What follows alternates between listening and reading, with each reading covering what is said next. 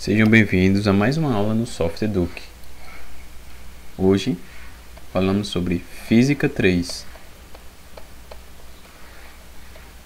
Campo elétrico produzido por um dipolo elétrico. Na aula anterior, falando apenas sobre campo elétrico, nós vimos que o campo corresponde à força elétrica dividido pela carga teste. Isso para que eu considere apenas uma carga e não duas, para podermos calcular o valor do campo. Se você tem uma carga Q1 e outra carga Q2, a força elétrica só vai existir pela interação dessas duas cargas, porém cada uma independentemente exerce um campo elétrico. E esse campo elétrico, por exemplo, sobre Q1 será E1, por exemplo, igual a constante de permissividade vezes a carga 1 dividido pela distância R ao quadrado. Vamos dizer que eu queira calcular o campo elétrico produzido pela carga Q1 no ponto geométrico onde se encontra a carga Q2. Então, essa distância, a distância R, será essa daqui. Igualmente, o campo elétrico da carga 2 corresponde à constante de permissividade vezes Q2 sobre a mesma distância ao quadrado. Dessa vez eu estou calculando o meu campo produzido pela carga Q2 sobre o ponto Q1. Vimos que o campo elétrico, para existir, eu só preciso de uma carga. Porém, a força elétrica, para existir, eu preciso de pelo menos duas cargas, onde elas irão interagir entre si. Muito bem, o dipolo elétrico ocorre exatamente com a presença de duas cargas, onde esses campos vão interagir entre si. Por quê? Se eu definir um certo ponto qualquer, vamos aqui definir um ponto sobre um eixo que passa exatamente por essas duas cargas, vamos chamá-lo de P. Nesse ponto geométrico aqui, eu vou sofrer tanto uma interação com o campo produzido pela carga Q1, quanto pelo campo produzido pela carga Q2. Então é necessário que eu tenha cuidado ao calcular, porque cada campo, mesmo que essas cargas sejam iguais, elas vão interagir, devido à distância, de forma diferente sobre esse ponto.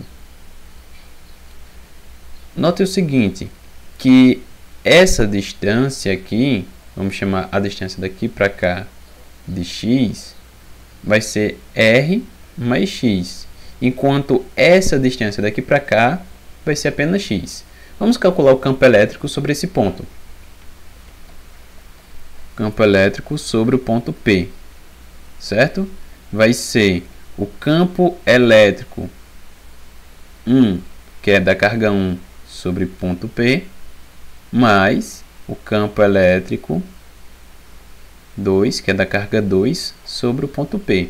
Aqui ainda valendo o princípio da sobreposição.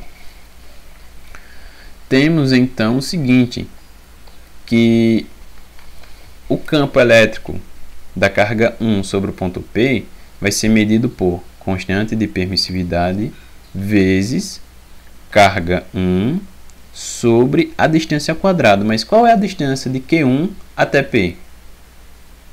R mais X. R mais X ao quadrado.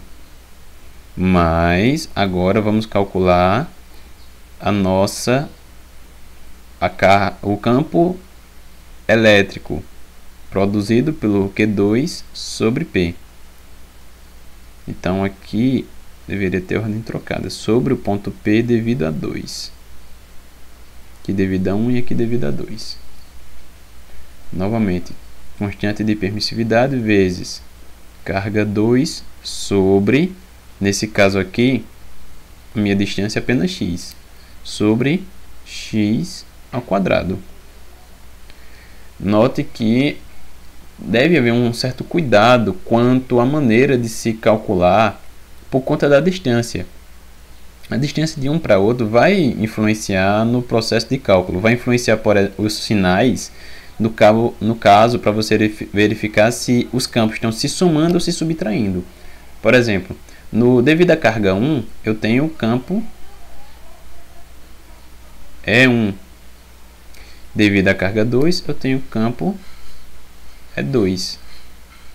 E a soma desses campos, veja que ambos estão na mesma direção de sentido, né?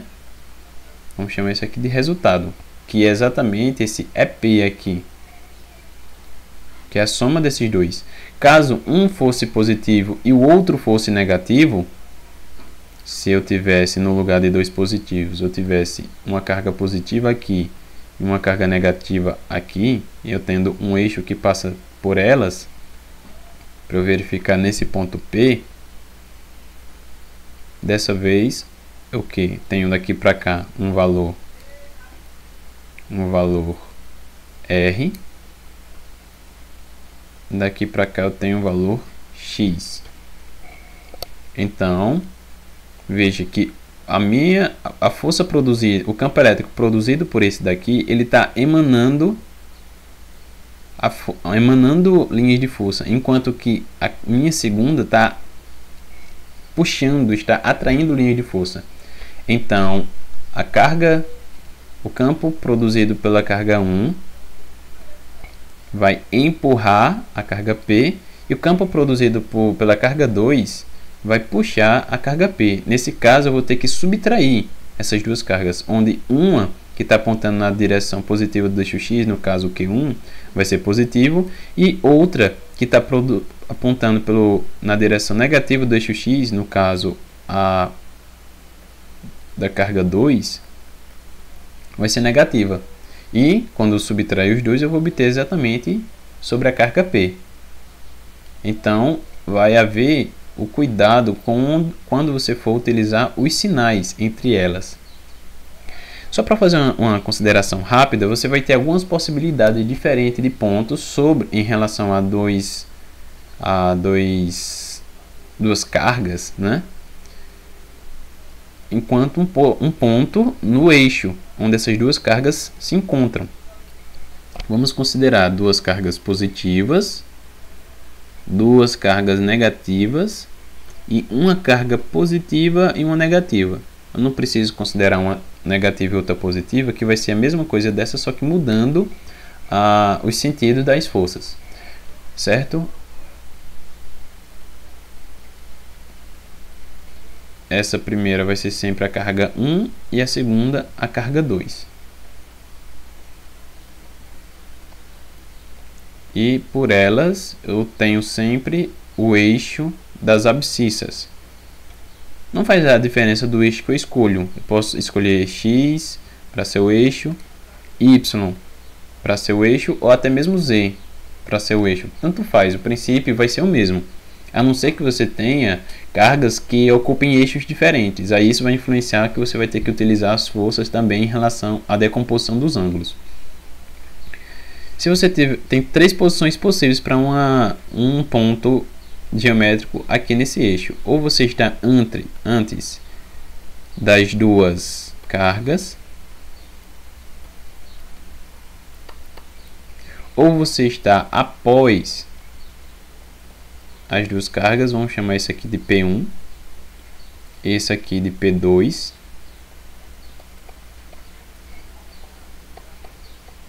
ou então você está entre as duas cargas. Esse ponto aqui vamos chamar de P3. Aqui é P2, aqui é P3. Pois bem, devido à carga, como a carga 1 aqui é positiva, ela está emanando linhas de força, sobre P1 ela está empurrando para cá, indo para o negativo. Então, esse campo vai ser negativo, devido a Q1. O Q2, como também está emanando, ele também vai ser negativo. Então, ela está indo totalmente para o lado negativo, ela vai continuar nessa direção. O P2, como ela está eu estou emanando aqui e emanando aqui, as duas estão obrigando esse ponto a se afastar. Depende, claro, que se esse ponto você for substituir uma carga positiva ou uma carga negativa. Por fim, você vai ter o Q1 empurrando esse ponto para o positivo de x, enquanto a carga 2 está empurrando esse ponto para o negativo de x. Então veja, aqui no meio, nessas duas cargas positivas iguais, pode haver a possibilidade que esse ponto ele se estabilize, já que o campo sobre esse ponto seria zero. Aqui, semelhantemente, nesse caso vou ter uma atração no campo devido a que são cargas negativas, nesse aqui também.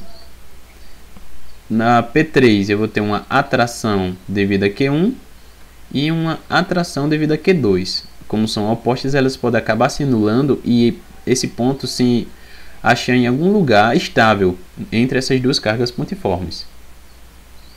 Nessas duas cargas diferentes, eu vou ter a carga positiva empurrando, enquanto essa carga negativa está puxando.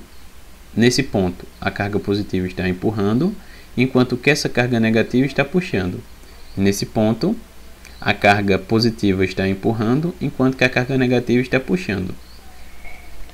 Veja, um ponto aqui no meio tem apenas uma única direcionalidade para poder se comportar. Caso as cargas sejam iguais, os pontos não estariam estáveis, porque ou elas iriam obrigatoriamente para a direita ou para a esquerda.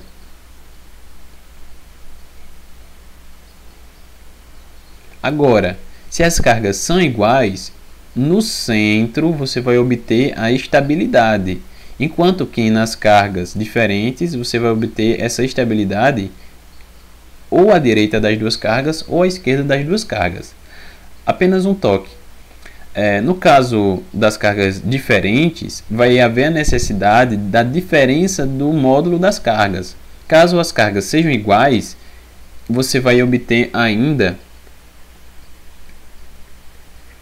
uma falta de proporção entre essas cargas para que esse ponto, um ponto P em uma das extremidades, se ele possa se estabilizar. Como essa carga, as duas são do mesmo módulo, essa carga está empurrando com uma certa força, enquanto que esse ponto está puxando com outra força. Como as cargas são iguais, a distância vai fazer com que esse campo de atração seja bem menor do que esse de repulsão. Aqui você teria um campo maior de atração e um pequeno de repulsão.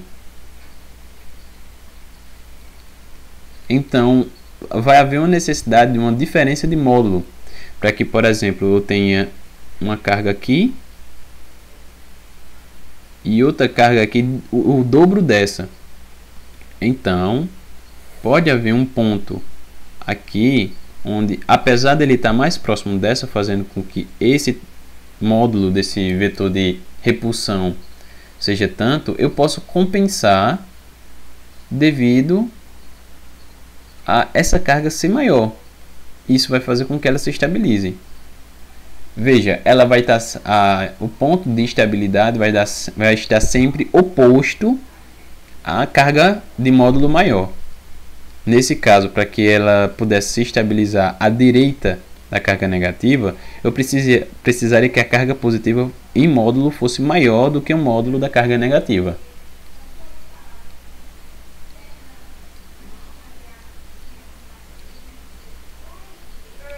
Continue assistindo nossos vídeos e aprenda mais.